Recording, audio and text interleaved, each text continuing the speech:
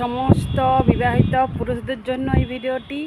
আর এখনও যাদের বিয়ে হয়নি মানে হবে তাদেরও অবশ্যই দেখি রাখা দরকার, খুব দরকার। শেষ পর্যন্ত পুরো ভিডিওটা দেখো, অনেক কিছু জানার আছে, বুঝার আছে।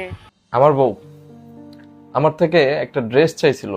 ড্রেসটার দাম 3,500-4,000 টাকা হবে এরকম।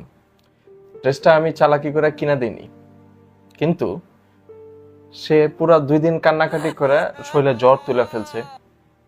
আজকে 1 সপ্তাহ হয়ে গেছে, ডাক্তার দেখালাম, টেস্ট করাইলাম, সবকিছু মিলে মোট 6,500 টাকা খরচ হয়ে গেছে।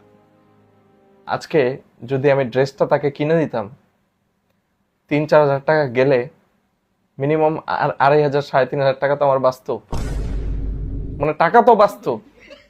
ড্রেসটা না দিয়া আরো খরচ বাড়ায় দিলাম নিজে। তো বউয়ের কথাটা রাখলে হয়তো অনেকগুলো টাকা বাইচে দিত।